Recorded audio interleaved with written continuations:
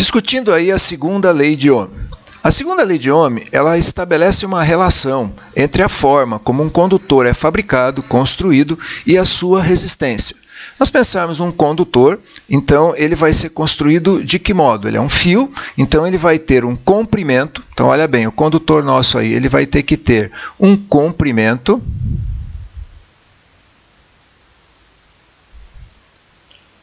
que a gente vai representar pela letra L e que usualmente vai ser medido em metros.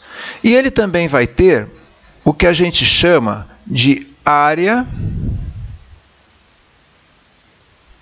da secção circular dele, o corte dele. Esse corte é uma área, vou representar pela letra A, e que vai ser medido em metros quadrados. Então, quando eu construo um condutor, ele tem que ter um comprimento e ele vai ter também uma área da sua secção circular. A resistência desse condutor, ou seja, a dificuldade que ele cria para a passagem das cargas elétricas, vai depender dessas duas grandezas aí, basicamente. E é bastante simples entender como é que funciona a relação da resistência com cada uma delas. Em primeiro lugar, vamos pensar na área. A gente tem aqui embaixo dois exemplos de condutores de mesmo comprimento L, só que um é mais grosso e o outro é mais fino. Não resta dúvida nenhuma que quanto mais grosso for, mais fácil é para as cargas passarem e, consequentemente, menor vai ser a resistência. Então, olha bem, ó, nesse condutor aqui mais grosso, a gente vai ter uma resistência R menor. Naquele mais fininho, que a área é menor, a gente vai ter uma resistência maior. Então, quanto menor a área, maior a resistência. Consequência disso, a resistência e a área são inversamente proporcionais. Agora, o que acontece com o comprimento?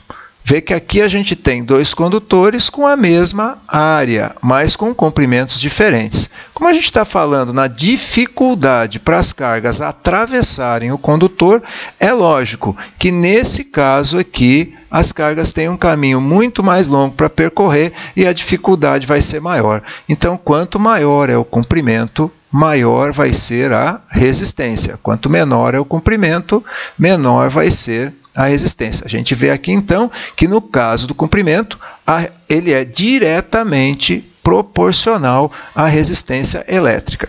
Além da área e do comprimento, nós temos que pensar que também nós podemos estar lidando com materiais diferentes. Então, cada material vai se comportar de um jeito diferente em relação à carga elétrica que atravessa por ele e vai ter resistência diferente.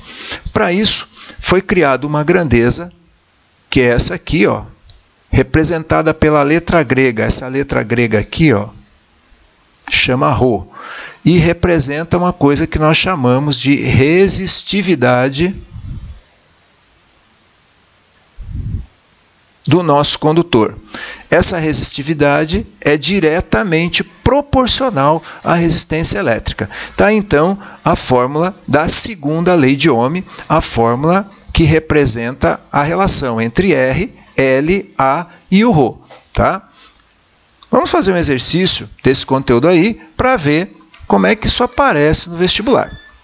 Então, aqui, ó, nós temos um exercício que diz o seguinte: um condutor de comprimento L e área A da sua secção circular possui resistência R. Se dobrarmos seu comprimento, o que ele está dizendo aqui, ó, se dobrarmos o seu comprimento e a área da sua secção circular, o que acontece com a resistência? Nada, né, gente? Vamos mostrar que é nada? Olha aqui, ó. A resistência R, que eu vou chamar de R1, é L dividido por A. E ele está dizendo que qual será a nova resistência, que eu vou chamar de R2, quando eu pegar e dobrar o comprimento e dobrar a área. Se eu estou dobrando os dois, o que vai acontecer? Eu corto esse 2 com esse 2 e continua sendo L sobre A. L sobre A, se os dois são L sobre A, então R1 é igual a R2. Como R1 era igual a R, então os dois continuam sendo iguais a R, resposta alternativa A.